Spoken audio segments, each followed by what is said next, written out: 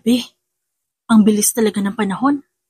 Parang noong isang linggo lang, nagsiselebrate si ma'am ng birthday niya. Tapos ngayon, burol niya na yung inaasikaso. Bulong ng isang kasambahay sa kaibigan nitong kasambahay din. Oo nga, totoo nga yung sabi nila, na malapit sa birthday mo yung kamatayan mo. Pagsang-ayon pa ng isang kasambahay. At kahit hindi naman sinasadyang marinig ni Carmela ang usapan ng dalawang kasamang kasambahay, dinig na dinig niya ang bulungan ng dalawa habang pinupunasan ng dalaga ang isang antigong vase sa mansyon ni Miss Alvarez, ang yumaong amo nila. Pero, sabi nila pag masamang damo matagal mamatay. Masama kasi ang ugali ni mami. Natatawang sabi ng kasambahay kaya nagtawanan ng dalawa. Kundi nga lang mataas ang sahod dito. At hindi ako nangangailangan, ay naku po, baka matagal na akong umalis. Sabi pa ng isa, kaya napakuyumang kamao ni Carmela. Hindi niya napigilang makisali sa usapan. Well ngayon, pwede na kayo umalis. Pagsabat ni Carmela at nagkatinginan ng dalawang katulong. Ba't di ko umalis? Kaya ka lang naman narito, lagi kang pinapaboran ni ma'am. Ngayon na mayapa na siya wala ka ng sisipsipan. Hindi nagustuhan ni Carmela ang tabil ng dila ng kapwa kasambahay. Mahiya naman kayo sa sarili niyo. Ganyan kayo magsalita sa nagpapasahod sa inyo? Naiinis na sambit ni Carmela at kinakalma pa rin ang sarili dahil hindi natitiis ng dalaga tuwing may nasasabing masama sa kanyang amo ang ibang tao, lalo na ang kasambahay nito. Medyo mainitin man ang ulo ni Miss Alvarez, mabait naman ito. Ang nagpapasahod sa amin ay patay na. Diretsong sabit ng isang katulong at tinuro ang malaking litrato ni Miss Alvarez sa sala. Kahit ba naman patay na siya, sumisip-sip ka pa rin na parang lintas sa bahay na to. Tingin mo papamanahan ka niya, ha? Tingin mo itong bahay na 24/7 mo nililinis, ibibigay niya sa'yo? Asa ka? Inirapan pa ng kasambahay si Carmela. Ginagawa ko lang ang trabaho ko. Kung sip-sip man ako sa paningin niyo, para sa akin, peste kayo sa bahay na to. Linis kayo ng linis, kayo naman ang basura sa pamamahay ni Miss Alvarez. Dire-diretsong sambit ni Carmela at naglakad palapit sa kasambahay na kaaway niya. Ngunit napahinto siya sa paglalakad nang biglang bumukas ang pinto at napatingin silang lahat doon. Pumasok sa pinto ang 3 babae at 2 lalaki na halos parehas lamang ang edad ni Carmela. May mga kasama yun na tila bodyguards at drivers nila. Agad nagtaka si Carmela dahil hindi nito kilala kung sino ang mga yon. Nangunguna sa kanila ang isang maganda at matangkad na babae na kulay pula ang damit at blonde ang buhok. Who the hell is Carmela? Galit na sigaw ng babae at lumapit sa mga kasambahay. Nagulat si Carmela at napaatras. Lahat ng dumating ay galit, ngunit ang babaeng blonde ang agresibo. Hinila nito ang buhok ng isang kasambahay. Ikaw ba si Carmela? Tanong ng babae at mangiyak-iyak na umiling bago ituro si Carmela na patuloy lang sa pag-atras. Carmela? Natatawang tanong ng babaeng blonde at tinulak ang hawak na kasambahay. Ikaw pala ang magaling na si Carmela. Anong pinakain mo sa lola namin? Nag-iisip na sambit ng babae habang lumalapit dito. Sino po kayo? Nagtatakang tanong ng dalaga at napatingin sa kaibigan nitong hardinera. Ako? Ako nga pala si Athena, ang inagawan mo. Pakilala ng babae at naguluhan si Carmela. Wala naman siyang naaalalang inaagaw niya mula dito. Nagkakamali po yata kayo, hindi po. Napahinto si Carmela sa pagsasalita. Nang bigla itong malakas na sampalin ni Athena sa pisngi. Gulat na gulat ang mga katulong na nakasaksi sa pangyayari. Ngunit hindi nagulat ang kasamang pinsan ni Athena dahil sanay na ang mga ito sa malditang ugali ng kanilang nakatatandang pinsan. Mga agaw! Ngunit di natapos ni Athena ang kanyang sinasabi at gulat na gulat nang sampalin siya pabalik ni Carmela. Ang isang bagay na hindi tinotolerate ng dalaga ay ang pang-aapi sa kanya. Lumaki siyang mag-isa sa buhay. At ang pangako niya sa sarili, hindi magpapaapak kahit kanino pa yan. Tandang-tanda pa ni Carmela ang payo nun sa kanya ni Miss Alvarez, na huwag hayaang saktan siya ng kahit sino o maliitin dahil status niya ang pagiging kasambahay. Pero kahit ganoon, marangal ang kanyang trabaho. Sa murang edad ni Carmela, marami na siyang nakasalamuha na iba-iba ang ugali. At ang isang kagaya ni Athena, paniguradong hindi niya ito aatrasan. Ikinagulat ng lahat ng sampal na ginawa niya. Lalong-lalo na ng mga pinsan ni Athena, nanlalaki ang mga mata nito. Natawa ang isang babaeng merong hawak na nakasinding sigarilyo at lumapit kay Athena. Inakbayan nito ang pinsan habang tumatawa. Matapang siya, ha? Mukhang nakahanap ka ng katapat, Athena. Asar ni Fiona, ang isa rin sa mga apo ni Miss Alvarez. Mukhang magaling pumili si Lola. Pinagpalit tayo para sa isang kasambahay niyang matapang. In fairness sa matandang yon, alam siguro niya naguguluhin natin ang tagapagmana niya kaya pumili ng matapang na katulong. Dagdag pa ni Fiona. At tinignan si Carmela mula ulo hanggang paa. Hindi ko po kayo kilala. Mahinahong sambit ni Carmela at nilagay ang kamay sa kanyang likod. Dahil ang totoo nakakaramdam siya ng kaba. Ang hula nito, ito ang mga apo ni Miss Alvarez. Mga apo na hindi pa niya nakita. Ngunit hindi alam ni Carmela kung anong kailangan ng mga ito sa kanya. Ako nga pala si Dana. Nakangiting pakilala ng isang babae na nakasuot na mahabang dress at nakatirintas ng buhok. Tapos kapatid ko si Josh. Hindi mo na kami kailangang kilalanin. Sambit ng lalaki na Josh ang pangalan. Lumapit ang lalaking yun kay Carmela. Huwag na nating pahabain ang usapan. Anong ginawa mo sa lola namin? Nagtatakang tanong ni Josh. May pagdududa ang tono nito. Agad na nagtaka si Carmela. Wala po akong ginagawa kay Miss Alvarez. Pagdepensa niya, maganda ang samahan naming dalawa at alam niya ng mga tao sa paligid namin. Anong pinainom mo sa lola namin? Ba't ikaw ang pinamanahan niya? Sigurado ka ba na wala kang ginawa? Kung bubuksan namin ang kaso ng pagkamatay niya, makakasiguro ba kami na inosente ka? O kinabukasan ay wala ka na sa Pilipinas at nagtatago na? Sambit na isa pang pinsan nila. Natawa si Fiona sa sinabi nito. Gulong-gulo si Carmela sa mga naririnig. Inatake sa puso si Miss Alvarez at wala ang dalaga sa mansyon nung nangyari ang bagay na yon. Hindi siya makapaniwala na pinagdududahan siya ng mga apo ni Miss Alvarez. Hindi niya pa yata alam. Napatingin ang magpipinsan sa kanilang likuran. Nang marinig na nagsalita ang isa nilang pinsan na si Finn, napatitig si Carmela sa binata. Si Finn naman nakatingin din sa kanya. Ngunit halata ang interes nito sa kanya. Ano po bang meron? Nagtataka niyang tanong. Ipinamana sa iyo ng lola namin ang buong kayamanan niya. Itong mansyon, ang kumpanya, mga alahas niya, mga ari-arian at pera niya. Oo, lahat ay sa'yo napunta. Sagot ni Fiona at dinuro pa si Carmela. Pwede ba mag-share ka naman? Kahit itong mansyon na lang ang ibigay mo sa akin? Natatawang sabi ni Fiona at pinagmasdan ng paligid. Hindi makapaniwala si Carmela sa kanyang narinig. No, she doesn't need to share. Kailangan niya ibalik lahat. Hindi ako papayag na wala akong makuha kahit ano. At kahit magkano sa sarili kong lola? Dahil ipinamaan niya ang lahat sa hampas lupa na to?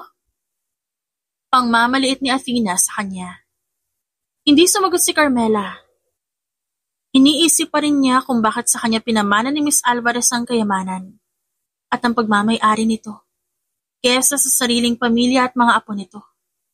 Naalala ni Carmela na isang beses sinabi ni Miss Alvarez na pamamanahan niya ang dalaga, ngunit hindi niya inakala na lahat ng meron ng kanyang amo iiwan sa kanya at hindi sa mga apo nito. Di naman siguro malaki ang pangangailangan niya. Katulong lang naman siya. Siguro, 10,000 pesos masaya na yan. Pangmamaliit ni Josh kay Carmela. Napagkasunduan na magpipinsan na dalhin si Carmela sa private attorney ni Miss Alvarez agad-agad. Hindi pa pumayag ang dalaga nung una, dahil binabantayan nito si Miss Alvarez na nakaburol sa loob ng mansyon ngunit wala siyang nagawa nang personal na tumawag ang attorney ni Miss Alvarez sa kanya. At dinala siya sa kumpanya nito na ipinamana rin kay Carmela. Nakasuot pa siya ng unipormeng pangkasambahay. Kaya pinagtitinginan siya ng mga empleyado doon. Lumayo ka nga sa akin, naiirita ako nakasabay ka. Katulong ka lang naman. Iritang saad ni Athena at naunang naglakad. Napahinto sa paglalakad si Carmela at di sinasadyang mapangga si Finn. Nagulat pa siya at napatingala dito. Napansin niyang si Finn ang nasa likuran nito. Excuse me. Ani Finn? At mabilis tumabi sa daanan si Carmela upang makadaan ang lalaki. Paglingon ni Carmela sa kanyang likuran, ay nakita nito nakatingin sa kanya si Dana. Ngumiti si Dana at lumapit kay Carmela. Ang galing ng ginawa mo kay Athena. Alam ko na kung bakit ka favorite ni Lola. Natutuwang saad nito at nauna na ring maglakad. Sumunod naman si Carmela sa magpipinsan at na makarating sa main office, nadatnan nila si Attorney Arthur na ipinapaliwanag lahat kay Carmela ang nasa loob ng last will and testament ni Miss Alvarez. May sari-sari ding papeles na ipinakita sa kanya ito. Iba-ibang papeles para sa magpipinsan mula kay Miss Alvarez na nagsasabing ni isa sa kanila walang makakatanggap ng kahit ano sa kanilang lola. Dahil ang pinamanahan nito ay si Carmela lang. This is so unfair! Sigaw ni Athena. Malakas na hinampas ng lamesa. Hindi siya parte ng pamilya. Anito at tinuro si Carmela na hindi makapaniwala. Paulit-ulit na binabasa ang laman ng papeles. Iniwanan pa siya ni Miss Alvarez na isang personal letter at mahigpit ang hawak ni Carmela sa papel na yon. Gustong-gusto niya nang basahin ang nakasulat, ngunit naisipan niya mamaya na lang dahil sigurado siyang maiiyak siya sa sulat ng kanyang amo. Athena, kahit di siya parte ng pamilya, wala tayong magagawa kung hindi tanggapin ang katotohanan na sa kanya pinamana ng lola niyo ang lahat. Matagal ko nang kilala si Carmela. Siya ang laging kasama ng lola niyo. Kaya siguro sobrang napalapit na siya sa inyong lola. Kaya mapapayo ko na lang tanggapin niyo na ang sitwasyon at magbigay respeto sa yumaon yung lola. Magalang na sagot ni Attorney Arthur at tinignan ng masama ni Athena si Carmela. Pabawiin ko yan. Pagbabanta ni Athena kay Carmela at dinuro bago nagmamadaling lumabas na office. Pwede ka namang gumastos. Mga 10,000 lang. Huwag mo ubusin ha. Ibabalik mo pa yan. Baka kinabukasan, na-withdraw mo na lahat yan. Sambit ni Josh at kinuha ang coat na nakasabit sa upuan. Feeling ko, ibabayad niya lang yan sa mga utang niya. For sure, maraming utang yan. Di nga makaahon sa buhay eh. Natatawang saad ni Fiona at sinadyang iparinig kay Carmela. Humaway pa si Fiona at lumabas na rin ang pinto kasabay ni Josh. Nakangiting tumayo si Dana at kumaway din kay Carmela. Una na ako bye. Si Finn na lamang ang naiwan sa loob na office, kasama ng attorney at ni Carmela. Tinignan ni Carmela si Finn na nakatitig sa kanya. Baka may sasabihin ka din? Sambit ni Carmela at hinihintay ang masamang sasabihin ni Finn sa kanya. Meron. Mahinahong sabi ni Finn. May dahon ko sa buhok. Ayun lang ang sinabi ni Finn sa kanya bago lumabas na office. Kinapa ni Carmela ang buhok at meron nga siya nakapang isang dahon. Nagkatinginan silang dalawa ni attorney. Paulit-ulit nagtatanong si Carmela kung totoo nga ba na siya talaga yung pinamanahan. Ano ba ang proof na gusto mo, Carmela? Sa'yo nga pinamana ni Miss Alvarez ng lahat. Sambit ni attorney at huminga ng malalim. Kita mo naman siguro ang asal ng mga apo niya. Kahit naman ako, kung ako si Miss Alvarez, sisiguraduhin ko na ni piso wala matatanggap yung mga yan sa akin. Hindi man lang pumunta sa burol ng lola nila, diretso agad sa akin. At hiningi ang last will and testament. Umaasa na pagkatapos silang abandonahin ang lola nila, papamanahan sila. Paliwanag ni Attorney Arthur. At napaisip si Carmela dahil tama ang attorney. Hindi man lang nila pinuntahan ang burol ni Miss Alvarez kanina sa loob ng mansyon. Pagpasok diretso agad sa kanya. At nagagalit tungkol sa mana. 7 taon ka nagtrabaho kay Miss Alvarez. At naniniwala ako na ang 7 taon na yon ay ang huling masasayang taon niya, Carmela. Alagaan at pahalagahan mo ang binigay sa iyo ng amo mo. Dahil hindi isang kasambahay ang tingin sa iyo ni Miss Alvarez, kundi isang butihing apo. Dagdag ni Attorney Arthur, kaya mangiyak-ngiyak si Carmela habang naririnig ang mga salitang yon. Hindi niya napigilan ang kanyang pag-iyak. Panay ang tulo ng luha sa kanyang pisngi. Ilang minuto makalipas, lumabas ng building si Carmela. Habang nasa labas ng gusali, tumingala siya upang tignan kung gaano kataas yun. Magmula sa kanyang pinanggalingan. Minamana sa akin to. Di ko nga alam kung paano pindutin ang elevator. Bulong niya sa sarili at huminga ng malalim, bago tumingin sa mga kotse sa paligid. Tinapa niya ang bulsa at naramdamang hindi niya dala ang wallet. Binulsa ni Carmela ang sulat na bigay ni Miss Alvarez at namroblema kung paano uuwi. Dahil iniwan lang siya talaga ng mga apo ni Miss Alvarez pagkatapos dalhin sa lugar na yon. Hindi rin magawang magpasundo ni Carmela sa mga kaibigan dahil hindi nito dala ang kanyang cellphone. Oh, napakamalas ko naman talaga. Naiinis na sabi niya at tatalikod na sana nang makarinig ng busina ng sasakyan. Lumapit siya sa isang kulay itim na sasakyan sa kanyang gilid. Nakita ni Carmela na si Finn ang nagmamaneho doon. Sakay na, babalik din ako ng mansyon.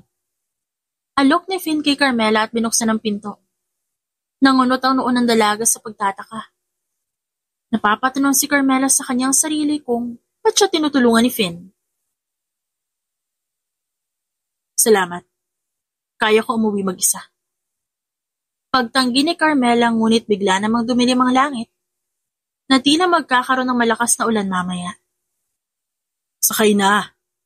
Alok ulit ni Finn. Nang maramdaman niya ang pag-ambon, hindi na nagmatigas pa si Carmela. Pumasok ito sa sasakyan ni Finn at napatakip ng ilong dahil hindi niya gusto ang scent ng sasakyan ng lalaki. Masyadong matapang para sa pang-amoy niya.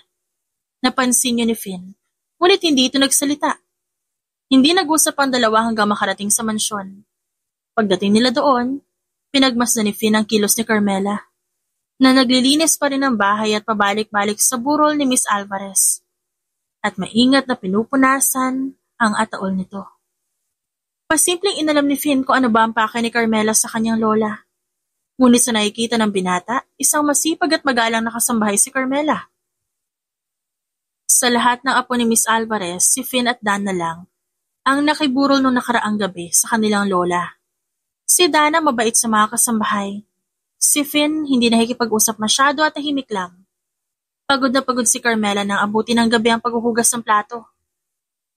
Gusto niya munang mapag-isa, kaya't naupo siya sa hardin, kung saan madalas pumupunta si Miss Alvarez at nakikipagkwentuhan sa kanya. Hindi napigilan ni Carmela ang maiyak nang basahin ang sulat ni Miss Alvarez sa kanya, na punong-puno ng pasasalamat, magagandang salita, pangaral, magagandang alaala at punong-puno ng pagmamahal. Ipinagbilin din ni Miss Alvarez kay Carmela na kahit anong mangyari, wag na wag siyang papayag na may kumuha ng binigay niya kay Carmela. Dahil ang dalaga lang ang pinagkakatiwalaan niya sa lahat ng kanyang ari-arian. At dapat pahalagahan niya ni Carmela. Pinagmasdan ni Finn si Carmela na pinupunasan ng luha habang nasa hardin. Nakasilip ang binata mula sa bintana. Honestly, I don't think she's bad. Sambit ni Dana na biglang sumulpot sa likuran ni Finn. Hindi natin siya kilala. Maikling sambit ni Finn na tinignan ng pinsan. Pero kilala natin si Lola. Tuso siya, matalino. Kung ano nakita niya kay Carmela, malamang maganda yon. Iniwan natin siya at pumunta sa ibang bansa. Sumama tayo kay Lolo. Nung nawala tayo, malamang nalungkot siya at nangulila sa apo. At doon niya nakilala si Carmela nung pumasok ito bilang kasambahay. Yun yung narinig ko. Sa mga kasambahay din. Pagkukwento ni Dana at napangiti sa litrato ng kanilang lola sa sala. Parehas na naramdaman ng dalawa ang lungkot. Naalala nila yung mga araw na iniwan nila ang kanilang lola. Hanggang ngayon, may sama pa rin ng loob ang magpinsan sa kanilang lolo. Dahil ito ang naglayo sa kanila, sa kanilang lola. Matulog ka na, ang aga ng flight kanina. Sambit ni Finn at umakyat sa second floor. Sakto namang pag-alis ni Finn, pumasok si Carmela sa bahay at nagkatinginan silang dalawa ni Dana. Alam ni Dana na umiyak ang babae sa hardin. Ngunit di niya ito binanggit kay Carmela dahil baka mailang bigla. Carmela, pwede ba dito muna ako mag-stay sa mansyon? Pagpapaalam ni Dana, nagulat si Carmela at nagtatakang tumango-tango. Wait, hindi mo naman kailangan magpaalam sa akin. Bahay niyo to. Carmela, bahay mo to. At ayos na sa akin yun. Huwag ka mag-alala. Hindi ako gaya ng ibang pinsan ko. Nagulat man ako na hindi kami pinamanahan ni Lola pero naiintindihan ko yon. Nakangiting sabi ni Dana at napangiti naman din si Carmela at kahit papano nakahinga ng maluwag dahil may mabait pa sa magpipinsan. Hindi siya sigurado kung ano bang adikain ni Finn dahil may nararamdaman siyang kakaiba dito. Kinabukasan libing na ni Miss Alvarez. Naging emosyonal si Dana. Nasa tabi nito si Finn at nakaakbay sa pinsan upang i-comfort. Si Carmela naman tahimik lang. Pagkatapos ng libing, nagsialisa na ang mga tao. Naiwan na magpipinsan kasama si Carmela. Nakapagdesisyon ka na ba? Tanong ni Athena kay Carmela na nakatitig lamang sa lapida ni Miss Alvarez. Athena, stop it. Sambit ni Dana. At tinignan ng masama ang pinsan. Sa susunod na araw na, kalilibing lang ni Lola. Mahal mo pala ang lola mo, ba't iniwan mo? Natatawang tanong ni Athena kay Dana. Napunta tuloy sa babaeng to ang lahat. Dagdag pa ni Athena at diniin ang kanyang daliri sa likod ni Carmela. Damang-dama ng babae ang ginawa ni Athena sa kanya. Ngunit kinalma niya ang sarili. Siguro nagsisisi kayo. Ani Carmela, napatingin sa kanya magpipinsan. Maging si Fiona, napatigil sa paninigarilyo. Kasi kung di kayo umalis, edi sana, sa inyo napunta yung binigay sa akin. Dugtong pa ni Carmela. Bago bigyan ng isang matamis na ngiti, si Athena. Pinagmamayabang mo? Ang hindi para sa'yo? Kinuha mo yung nakalaan sa amin. Inis na sabi ni Athena sa kanya. Kung nakalaan para sa inyo ang isang bagay, sana ngayon nakuha nyo na. Niya at tumalikod. Kaya't di niya napansin ang simpleng ngiti ni Finn na namanghas sa tapang niya. At habang naglalakad si Carmela, iniisip niya na tama ang kanyang desisyon. Sa kanya binigay ni Miss Alvarez ang kayamanan nito. Kaya't aalagaan niya yon. Walang sino na may karapatan na bastusin ang pangalan ni Miss Alvarez sa kanyang harapan. Napag-alaman ng dalaga ang mga pangbabastos na magpipinsan kay Miss Alvarez noong nabubuhay pa ito. Mga pagsagot, pagdabog, at paglait, nalaman niyo ni Carmela dahil sa sulat na iniwan ni Miss Alvarez sa kanya. Batid kasi ni Miss Alvarez na maaawa si Carmela sa mga apo nito. Kaya sinabi na matanda kung ano ang totoo sa sulat na yun mismo. Kinagabihan ng libing, muling bumalik si Carmela upang magsindi ng kandila sa puntod ni Miss Alvarez. At hindi niya inaasahang madadatan si Finn doon. May panibagong bulaklak sa tabi ng puntod ni Miss Alvarez at may nakasindiring kandila.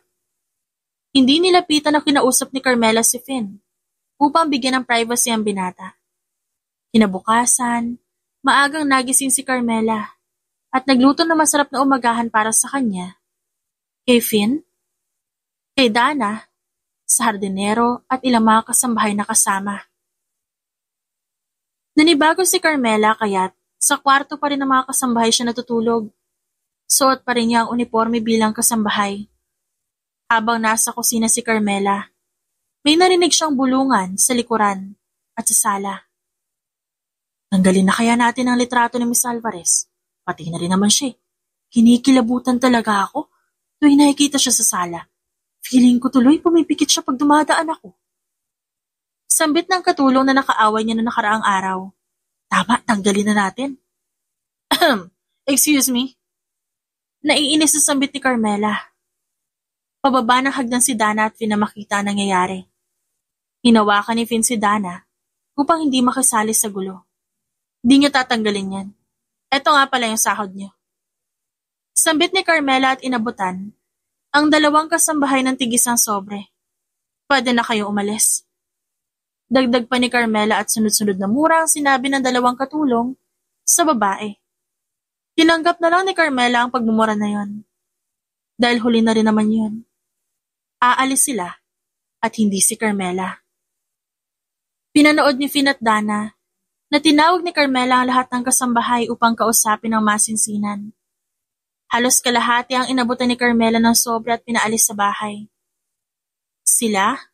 Ang mga narinig ni Carmela na pinag-uusapan ng hindi maganda si Miss Alvarez noon. Kahit galit ang mga ito, walang nagawa ang mga ito kundi umalis. Dahil si Carmela na ang may-ari ng mansyon. Paalala lang din po, wala tayong babaguhin sa itsura at disenyo ng bahay. Tuloy pa rin ang trabaho sa paglilinis, pag-aasikaso ng mansyon ni Miss Alvarez. Tungkol sa sahod, magtataas po ito at huwag kayong mag-alala. Libre ang pagkain at sa susunod na linggo, ipaparenovate na natin yung kwarto ng kasambahay dahil medyo luma na rin at di na pipinturahan. Nakangiting sabi ni Carmela na ikinatuwa ng kapwa kasambahay. Napatingin si Dana kay Finn at si Finn naman manghang-mangha kay Carmela sa kagandahang asal na meron to. Kasabay nila nag-almusal ang mga natitirang kasambahay at napangiti ang magpinsa na si Dana at Finn sa sarap ng luto ni Carmela. Ngayon na lang ako ulit nakatikim ng ganito. Tuyo at itlog sa umaga. Natutuwang sabi ni Dana. Ang sarap mo magluto, Carmela. Simple pero panalo. Nag-thumbs up pa ito kay Carmela, kaya ngumiti ang dalaga sa kanya. Miss, o nga pala. Sabi sa mail mo, darating daw ang sasakyan mo ngayon na binigay ni Miss Alvarez sa'yo. Anong gagawin ko sa sasakyan na yun? Di naman ako marunong magmaneho. Ako, sayang naman kung di mo magagamit. Eto. Sambit ni Dana at tinuro si Finn na kumakain ng almusal. Turuan mo kaya si Carmela. Magaling ka magmaneho, di ba? Alok ni Dana at nagkatitigan si Finn at Carmela. Agad na umiwas ng tingin ng dalaga. Ako, wag na, Ma'am Dana. Nakakahiya kay Sir Finn. Nahihiyang sambit ni Carmela at ngumiti. No, it's fine. Pwede kitang turuan mamaya. Nagulat si Carmela na pumayag si Finn. Si Dana naman nakangiti lang. Mabilis na natapos ang kanilang almusal at kahit hindi na kailangan maghugas ng pinggan ni Carmela, hindi niya mapigilan ang sarili na gumawa ng gawaing bahay. Tumulong pa rin siya sa paglilinis hanggang dumating ang sasakyan na kulay puti na binigay sa kanya ni Mrs. Alvarez. Tumingala siya sa langit. Ang dami niyo naman pa-surprise, madam. Sambit niya na tila kausap si Miss Alvarez na nasa langit. Nang makita ni Carmela si Finn sa hasyenda, ay inabot ng dalaga ang susi kay Finn. Dito. Of course, para mabuksan. Kailangan mong pindutin to. O di kaya ipasok tong susi. You have two options. Panimula ni Finn, na nakaramdam ng hiya dahil baka isipin ni Carmela minamaliit siya nito. Sorry, I didn't mean to offend you or anything. Ngumiti naman ang dalaga at nagiba ang tingin ni Finn sa babae upang itago ang pamumula ng pisngi. Di naman. Actually, di ko nga rin alam na kailangan ng susi para yung bumukas eh. Di mo alam? Sa tingin mo, paano siya binubuksan? Napangiti ng matamis si Finn ngunit umiwas ng tingin para hindi makita ng babae. Ikaw ang tatanungin ko, sa tingin mo paano yung bubuksan? Open sesame? Maikling sagot ni Carmela at biglang naging tahimik ang paligid. Ni isa sa kanila wala nagsalita. Hindi napigilan ni Carmela ang matawa sa sarili niyang joke na corny. Bira lang yan. Naiilang na sambit ni Carmela. At nang magets ni Finn ang joke ni Carmela saka ito natawa. Napansin ni Dana na nagtatawanan si Carmela at Finn kaya napangiti siya at pakiramdam niya may something na dito. Buong araw tinuruan ni Finn na magmaneho ang dalaga at kahit hindi pa ito natututo, nagpapasalamat siya dahil matyaga si Finn sa pagtuturo sa kanya. Sa bawat araw na lumilipas, pansin ni Dana na napapalapit ang dalawa sa isa't isa. Naku, yung ngiti na yan, delikado ka na, Finn. Pangaasar ni Dana sa kanyang pinsan. Ano sinasabi mo? Painosenteng tanong ni Finn. Naku, umayos ka. Matinong babaeng si Carmela, wag kang loko-loko. Paalala ni Dana. Bago iwan si Finn, lumapit muna siya kay Carmela upang aluking bumili ng mga bagong damit. Kung si Finn ang tumutulong kay Carmela sa pag-aaral sa pagmamaneho, ay si Dana naman ang tumutulong kay Carmela na mag-asikaso ng kumpanya. Walang alam si Carmela sa usapang kumpanya, ngunit desidido siya na matuto. Kaya nga't gabing-gabi, abala siya sa pag-aaral sa tamang pagpapatakbo ng kumpanya. Kung ano ang dapat kinikilos ng CEO, ano ang dapat na nalalaman nito at kung saan tungkol ang negosyo ni Miss Alvarez. Dahil hindi rin makatulog si Finn, ay gabing-gabi, nagkakape ito sa kusina. Nang mapansin niya na laging gising si Carmela, sa mga oras na gising din siya. Pati ang dalaga pinagtitimplahan niya ng kape. Sinasamahan na pag-aralan ng kumpanya. Kaya hindi ka nakakatulog kasi puro ka kape. Sermon ni Carmela sa kanya, ngunit tinawanan niya lang ito. Ganun talaga. Grabe yung pagkahumaling ko sa kape. Bata pa lang ako, ito na lagi iniinom ko. Proud na sabi ni Finn at pinapanood si Carmela na binabasa ang mga libro. Kinakabahan ka ba? Nagtatakang tanong ni Finn kay Carmela. Dahil malapit na ang big day sa buhay nito, kung saan ito na ipapakilala bilang opisyal na bagong CEO ng AS Company. Umiling si Carmela bilang sagot, pero alam niyang pagsisinungaling yon. Tumawa naman ang binata dahil hindi ito naniniwala. Sino niloko mo? Nagtawanan silang dalawa. Di naman ako kinakabahan, kunti lang. Honest niyang sagot at ngumiti. Para yan kay Lola. I'm sure proud na proud siya na pinapanood ka ngayon, Carmela. Dagdag ni Finn at tumayo na. At dala-dala nito ang tasa. Matutulog ka na? Tanong naman ni Carmela sa kanya at umiling si Finn. Magtitimpla ako ulit ng kape. Sagot nito at tinaas ang tasa. Ang araw na pinakahinihintay ni Carmela ay dumating lamang ng ilang minuto. Inayos ni Dana ang kanyang buhok na nakatitig sa salamin at kinakabahan. Ayos lang yan, huwag kang kabahan. Paano kung magkamali ako? Paano kung may mali ako masabi? Paano kung may tanong sila na hindi ko kayang sagutin? Paano kung sabihin nila na hindi ko deserve yun? Pakiramdam ko sasabihin nila yan eh. Natatakot ako kasi baka hindi ako makapagpigil at bigla ako manakit. Natawa si Dana sa sinabi ni Carmela. Ano naman kung sabihin nila na hindi mo deserve yun? Mga salita lang nila yan at end of the day, ikaw pa rin ang CEO Carmela nila. Ikaw, Dana, ano bang tingin mo sa akin? Hindi mo ba naiisip na nahihiya si Carmela na dugtungan ng kanyang sinasabi? Dahil baka ma-offend ito si Dana. Na ano? Na hindi ka deserving.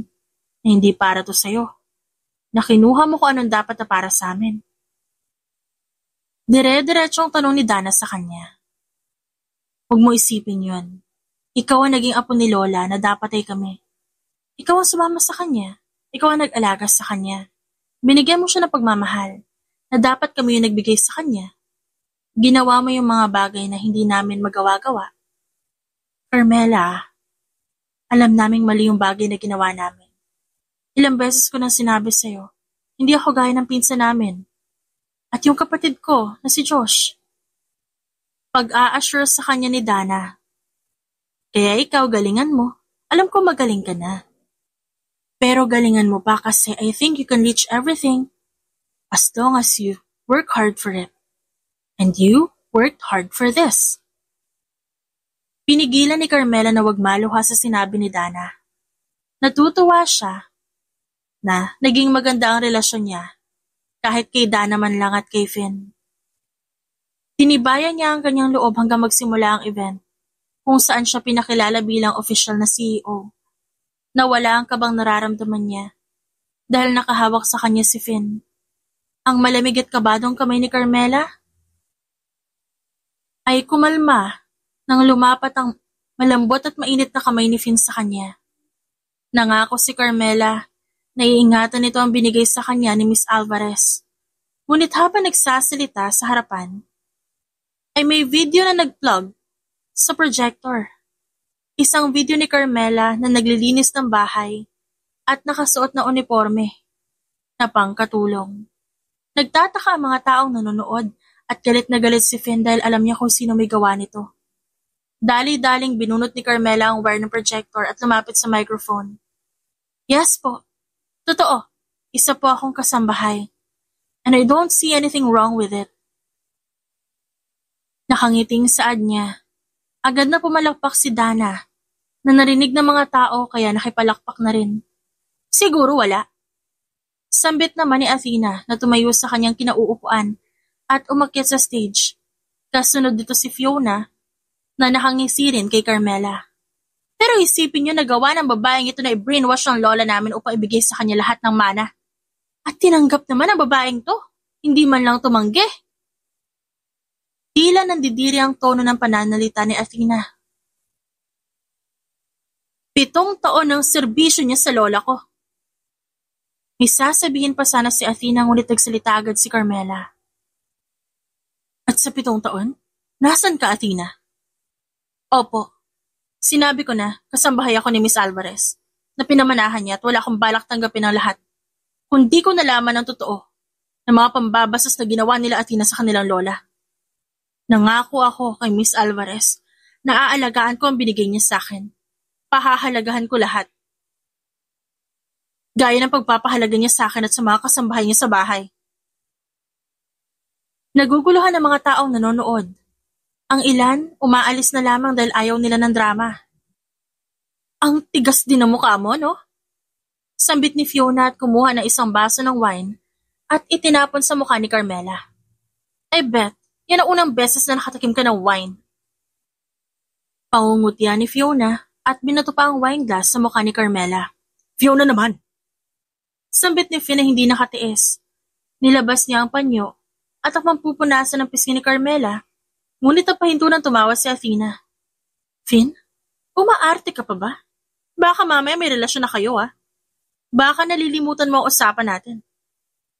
Paalala ni Athena. At napangiti na makita ang pagtatakas sa mukha ni Carmela. Poor girl. Hindi niya yata alam na ginagamit lang siya ni Finn. Sambit ni Fiona, kaya kumunot ang noo ng babae. Akala mo ba genuine siya? Akala mo gusto ka niya, no? Hello, ating katulong. Kahit bihisan mo ang sarili mo ng wedding gown, hindi ka mukhang bride. Mukha ka pa rin katulong. Sa sinabi ni Fiona, hindi na siya nakatiis. Kinuha niya ang isang tray na lagayan ng wine glass at tinampas yun sa mukha ni Fiona. Nang makikialam naman si Athena, pinulak ito ni Carmela pababa. Lumayo-layo kayo sa akin. Baka mabura ko yung mukha niyong dalawa. Inis na sabi ni Carmela at tumalikod na. Saglit siyang napatingin kay Finn na akmang susunod sa kanya. Kita niya ang pag-aalala sa mukha nito. Dahan-dahan itong umiling kay Carmela. Hindi nagsalita ang dalaga. Nagmamadaling nagpunta sa backstage, kinuha ang suot na bag, at galit na naglakad palayo na marinig ang boses ni Finn na tinatawag siya. Sandali lang, Carmela, mag-usap tayo. Let me explain.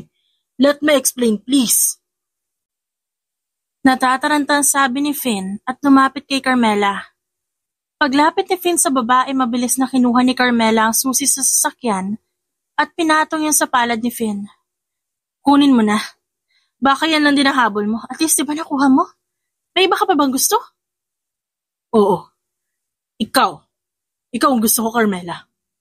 Pambihira. Nabisto ka na umaarte ka pa dyan?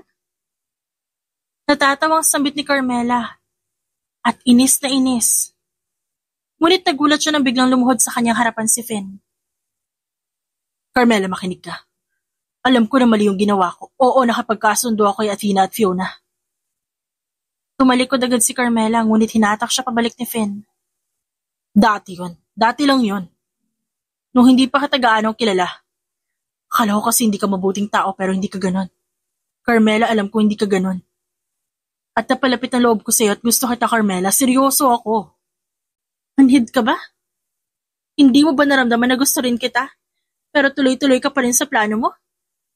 Hindi ba sinabi ni Athena yon? May bala ka ba umamin sa akin? O hanggang dulo paniniwalain mo ko? Alam mo naman na walang-wala ako. Ang meron ako kayong dalawa ni Dana. Sa inyo lang ako may tiwala. Kayo lang yung tinuturing kong kaibigan, lalo ka na, Finn. Dagdag ni Carmela na dinuduro lang ang binata. Hirap na ako maniwala sa'yo, hindi kita kilala. Huling sabi ni Carmela at tinanggal ang kamay ni Finn sa kamay. Bago nagmamadaling tumakbo palayo at magtawag ng taxi. Sama ng pakiramdam ni Carmela, nung gabing yun, hindi ito umuwi.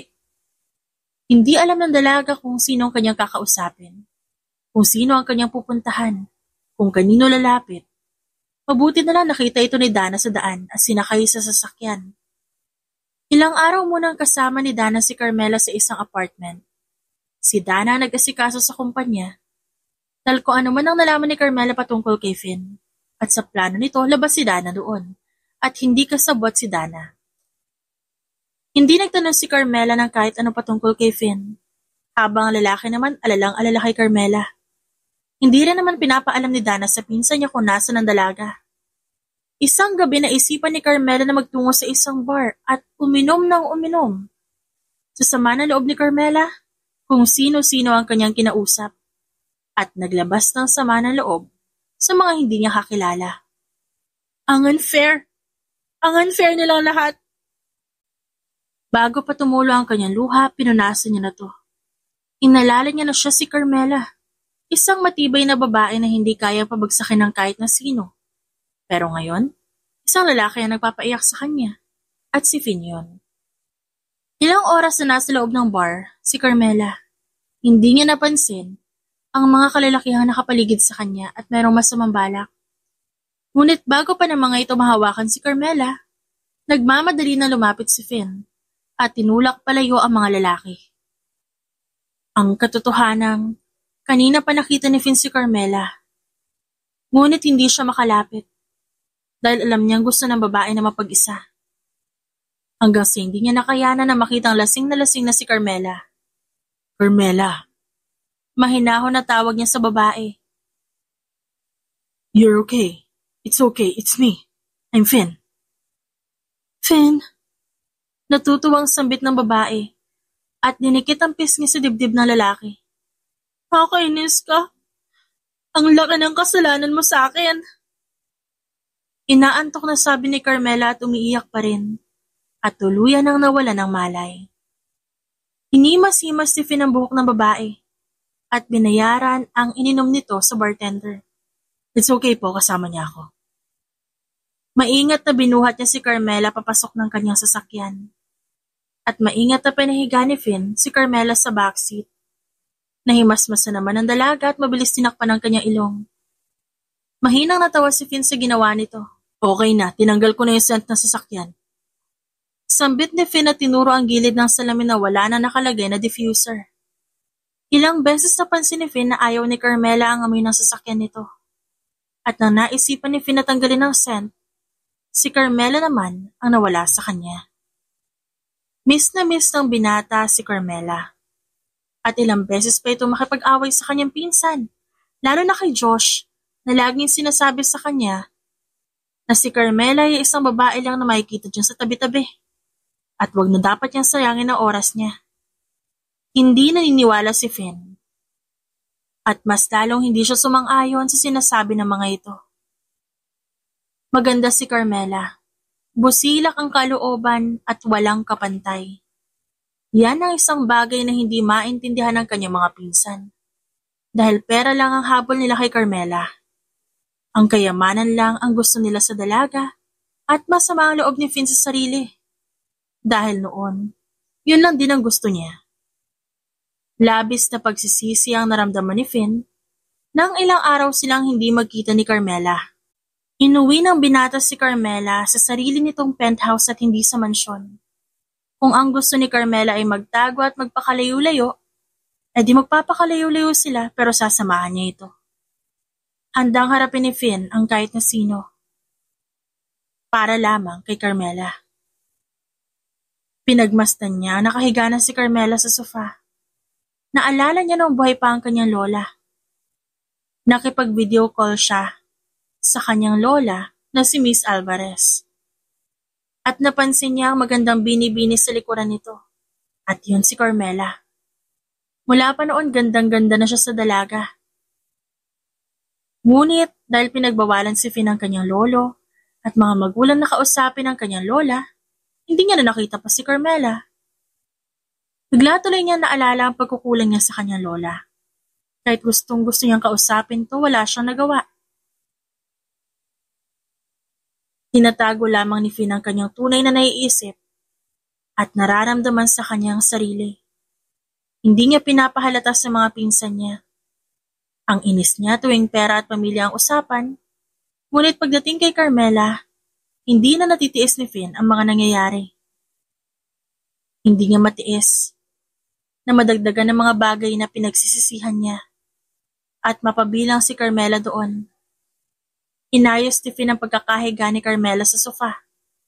Napansin niyang namumula ang paa nito dahil sa heels. Maingat niyang tinanggal ang heels ni Carmela at nagulat siya na itulak siya palayo nito. Napaupo siya sa sahig at nakatitig kay Carmela na masama ang tingin sa kanya. Halatang nahihilo pa ito habang pinipilit na tumayo. Dali-daling tumayo si Finn upang alalayan si Carmela. Ngunit tinulak lamang siya nito palayo. Huwag mo ko hawakan, di kita kilala.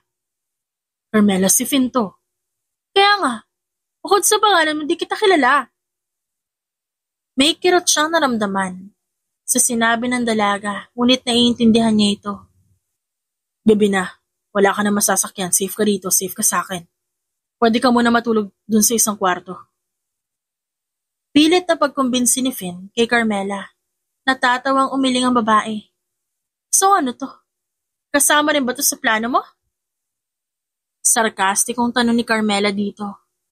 Oo, kasama to sa plano ko para sa sarili ko. Gusto ko humingi ng tawad sa'yo. Sariling desisyon ko yan. Nanggaling yan sa puso ko. Alam ko nagalit ka sa akin at naiintindihan kita. Pero please lang, huwag kang umuwi ng ganitong oras mag-isa dahil gabi na. Gusto mo ba yatid kita? Kaya ko mag-isa. Kaya ko ang sarili ko. Determinadong sagot ni Carmela at saglit na naalala ang masasayang alaala kasama si Finn. Habang tinuturuan siya nito magmaneho. Kahit pae-kaika siya maglakad, palapit sa pinto at muntikan pa madapa, umayos pa rin siya ng tayo. Dali-dali pa lumapit si Finn para alalayan siya. Muling humakbang si Carmela at hindi sinasadyang mabasag ang isang malaki at antigong vase na nakadisplay doon. Gulat na gulat siya at tila nawala ang kanyang pagkalasing sa nangyari. Nagmamadaling pinagdadampot niya ang kapiraso ng vase at kitang-kita ang pagkataranta niya at hiya. Huwag mo hawakan, Carmela. Ako na bahala dyan. Nang makita ni Finn ang naluluhang mata ni Carmela, dahil sa pagka-overwhelmed, nakaramdam siya ng awa dito. Maingat at dahan-dahan niyang tinanggal ang mga piraso ng vase na hinawakan ni Carmela. Napansin niyang dumudugo na ang daliri ng dalaga. Di ko sinasadyang mabasag yung vase mo. Mahinang sambit ni Carmela na nakakaramdam ng kaba. Ngunit hindi nagalit si Finn. Ang tanging naramdaman ni Finn, pag-aalala sa dalaga dahil nasugatan to. Maingat na hinugasan ni Finn ang kamay ni Carmela, na hindi nagsalita at may kabang nararamdaman pa rin. Hinayaan lamang ng dalaga na magdikit ang kanilang kamay. Tahimik siyang nakaupo sa sofa, habang pinapanood si Finn na nakaluhod sa kanyang harapan, at maingat na pinupunasan ng towel ang kanyang kamay. Binuksan nito ang emergency kit at kinuha ang ointment. Ingat na ingat ang binata na nilagyan ng ointment ang sugat niya. At nang marinig ang mahinang daing ni Carmela, agad niya itong inihipan. Hindi inaasahan ni Carmela ang ginawa ni Finn. Sorry, nasaktan ka ba? Mag-iingat na ako simula ngayon. Napansin din ni Finn ang pamumula ng paa ni Carmela. Masakit din ba ang paa mo? Sandali, hihilutin ko. Ani Finn at naupo na sa sahig bago hinilot ang kaliwang paa ni Carmela. Sabihin mo saan pag masakit Sa pagkakataong yun tila lumambot ang puso ni Carmela at natunaw ang yelong nakaharang sa kanilang dalawa ni Finn. Sandali lang Ani Finn at pumasok sa kanyang silid upang kumuha ng ilang sweater na magkakasya kay Carmela at isang pares ng bagong medyas na hindi pa nagagamit ni Finn. Baka nilalamig ka at gusto mo ng sweater. Suotin mo muna to. Sabihin mo kung gusto mo ng kumot. Tapos ito naman ang medyas. Kung mag-alala malinis yan, di ko pa nagagamit. Ngumiti si Finn sa babae. Hindi ko alam kung pakaramdam ko lang ba to o pumayat ka. Kumakain ka ba na mabuti ng ilang araw kita hindi nakita? Magluluto ako ng soup Kumain ka na marami. Bago pa man makapaglakad palayo si Finn, hinawakan ni Carmela ang kamay niya. Sorry kasi nabasag ko yung vase mo. Mahigpit na hinawakan pabalik ni Finn ang kamay niya. Sa parteng walang sugat. Huwag mo naisipin yun, vase lang yun. Pwedeng bumili kahit kailan. Basta next time mag-iingat ka Pwede makabasag pero bawal ka masugatan. Hindi napigilan ni Carmela ang pagngiti. Basagin mo lahat ng naririto. Pero ang unang itatanong ko sa'yo kung okay ka lang. Pag ikaw may nabasag, kasalanan na nabasag mo yun kasi nakaharang siya. Muling natawa si Carmela sa sinabi ni Finn. Pag nakaapa ka ng langgam, kasalanan ng langgam kasi paharang-harang siya. Tapos pag nabangga mo ako pa magsasorry sa'yo. Pumayag ka muna na dito matulog ngayong gabi. Safe ka naman sa akin. Bukas na umaga ihatid kita. Mahinahong sabit ni Finn kay Carmela. Bago magtungo sa kusina upang magluto. Habang hinihintay ng dalaga si Finn, pinagmasdan niya ang mga display doon. Napatayo si Carmela na mapansin ang isang pamilyar na litrato at nakita na ito ay picture ni Finn ng bata kasama ang lola nito. Birthday ko yan. Lumabas kami ni Lola. Mahigpit ang mga magulang ko. Ayaw nilang pupunta ako sa magugulong lugar gaya ng park pero si Lola, pinapunta niya ako sa park at tuwang-tuwa ako nun. Kinumpleto ni Lola ang birthday ko. Kaya tuwing nakakita ko na amusement park, si Lola agad yung naaalala ko. Pagkukwento ni Finn nang mapansing nakatingin si Carmela sa picture na kasama niya ang kanyang lola. Ito ba yung horror train? Kung saan kasama mo yung lola mo, takot ka? Interesadong tanong ni Carmela. Nagtaka si Finn kung paano yun nalaman ng dalaga. Ilang beses kasing nakwento ni Miss Alvarez yan. Sinabi niya pa na kumain kayo ng cotton candy at french fries. Binanggit niya rin na favorite mo yung french fries, tas toasted dapat. Namangha si Finn sa sinabi nito. Kinuwento ba lahat yun ni Lola sa'yo? Nabanggit niya lang na ilang beses na ang paborito niyang apo yung lagi niya daw dinadala sa horror train. Dahil favorite daw ng apo niya yun. Sambit ni Carmela kaya nakaramdam ng lungkot si Finn sa sinabi nito. Sinabi ba ni Lola sa'yo na gusto niyang pumunta na Enchanted Kingdom? Oo naman. Dinala ako ni Miss Alvarez na sa Enchanted Kingdom. Unang beses ko makapunta doon. Sobrang saya ko ng araw na yon. At narealize ko kung gaano kabait yung lola mo. Simula nun, halos isang beses sa isang buwan nagtutungo kami doon at kahit paulit-ulit, medyo nakakasawa. Masaya naman akong makita siyang palaging masaya at nag-enjoy. Kesa naman lagi nakakulong sa bahay. Mag-isa na nga siya, tas lagi pang nasa loob. Alam mo, hindi ko alam kung matutuwa ako o maiinis sa mga nalaman ko. Masaya ako nakasama ka ng lola ko at isa ka mabuting tao. Ang kinaiinis ko, dapat ako ang nag-alaga sa kanya. Gaya ng pag-aalaga niya sa akin nun, na hindi ko masusuklian ngayon. Di ko rin alam ang sasabihin sa'yo. Dahil ko ako nasa posisyon mo, ganyan din may isip ko. Pero ano nga ba magagawa natin kundi mag-reflect na lang sa actions natin? At totoong nasa huli ang pagsisisi. Sa ngayon, magagawa mo na lang alalahanin yung masasayang alaala niyo at humingi ka ng tawad sa mga pagkukulang mo at sa mga kasalanan ko sa iyo, Carmela. Pagpapatuloy na lalaki sa sinasabi niya. Huwag mo na isipin yan. Di naman ako masamang tao. Mabilis ako magpatawad. Dagdag ni Carmela at ngumiti. Pero hindi lang kapatawaran ang gusto ko. Gusto kita, Carmela. Hindi ko alam kung paano ko mapapatunayan sa iyo yan. Tandaan mo, hindi ka nag-iisa. Kakampi mo ako, seryoso yan. Hindi kita binibiro o niloloko. Seryoso ako sa iyo, Carmela. Ayoko mawala ka sa akin ng hindi pa kita tuluyang nakikilala ng buo. Buong pusong pag-amin ni Finn. Tumungo si Carmela at muling umiti. Natatakot lang ako sa sasabihin ng mga tao sa paligid ko. Dahil alam kong wala akong pinag-aralan. Isa lang akong katulong sa mga mata nila. Papayag ba yung mga magulang mo sa akin, Finn? Malungkot na tanong niya at lumapit sa kanya si Finn. Hindi na mahalaga ang sasabihin ng magulang ko. Ang mahalaga sa akin, ikaw at ang nararamdaman mo. Lahat ng tao sa isipan ko burado simula na makilala kita, Carmela. Hinawakan ni Finn ang kamay ng dalaga at nilapit sa labi niya yun upang halikan. Naramdaman ni Carmela kung gaano kalambot ang kamay ni Finn at kung gaano kagaspangan sa kanya.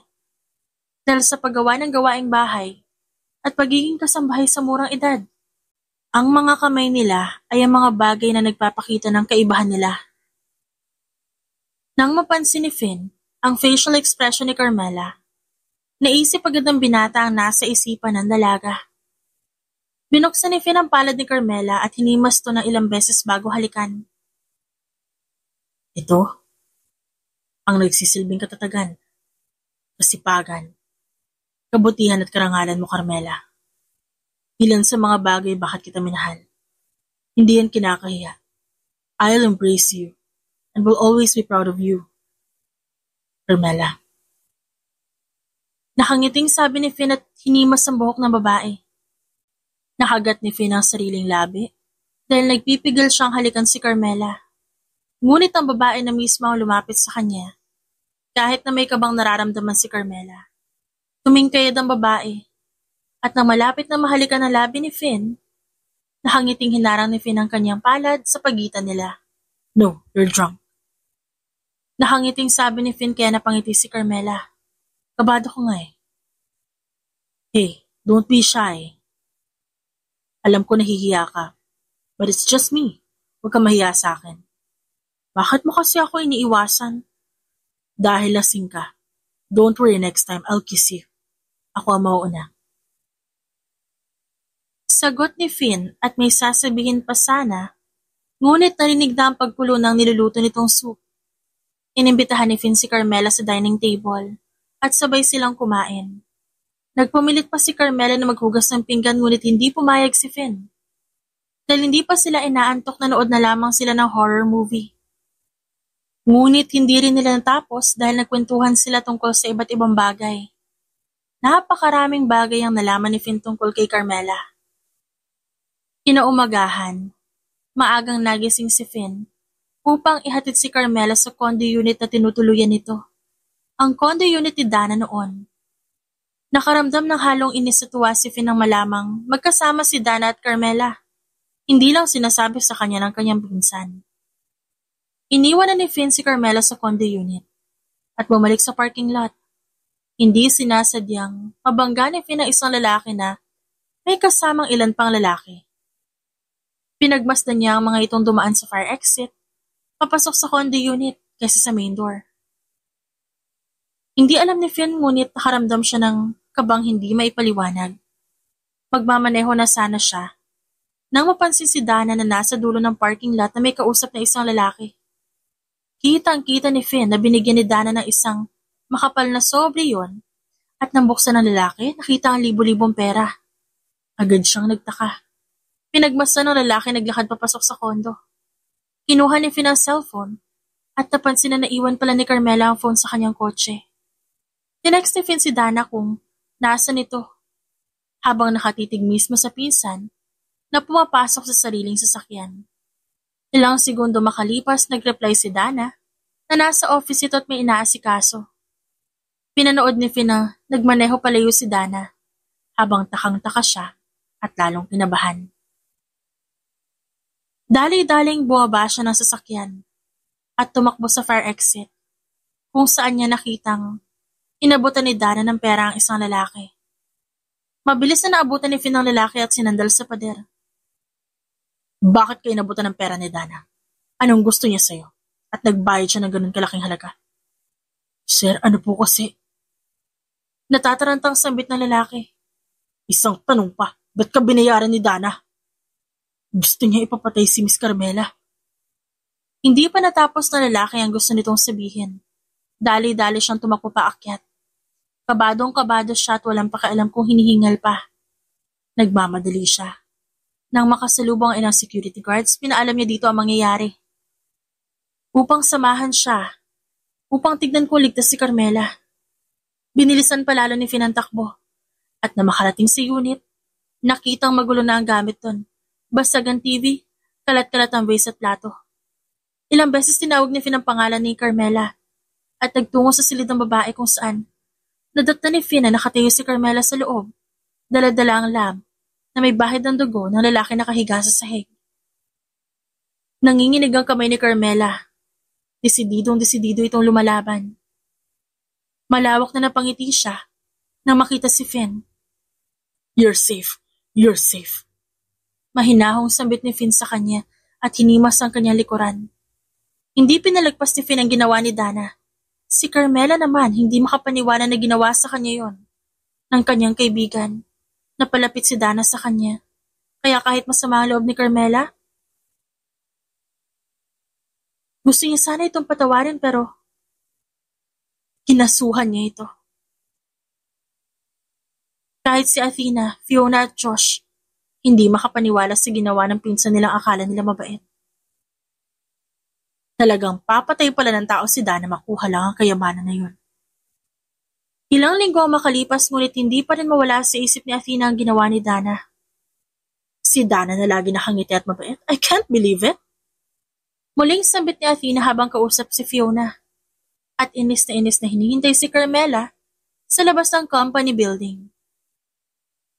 Ilang minuto pa makalipas, nakita ni Athena, Fiona at Josh si Carmela na kasama si Finn. Nag-date na ba sila? In fairness bagay. Ani Fiona. At sinalubong ang dalawa.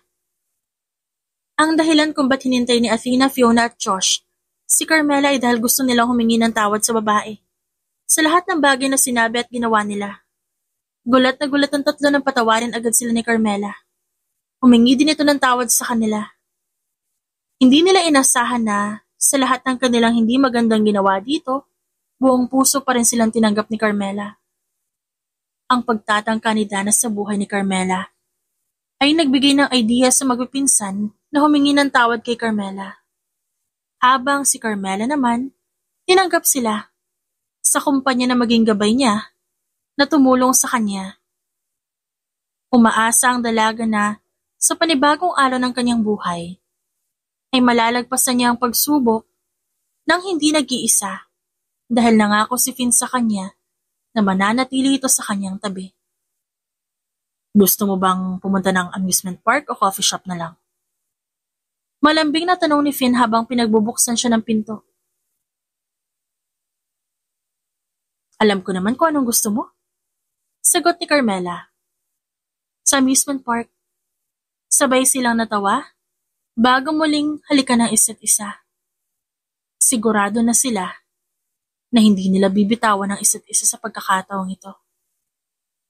Hindi alam ni Carmela kung gaano ka-proud si Finn sa kanya. At batid ng binata na masaya silang pinapanood ng kanilang lola na magkasama at nagmamahalan. At alam nila magmula pa noon, may basbas na ito ni Miss Alvarez. Wala nang mahihiling pa si Finn. Marahil na wala man ang kanyang lola, natagpuan niya naman ang babaeng makakasama niya habang buhay. At yun ay walang iba kundi si Carmela. The end.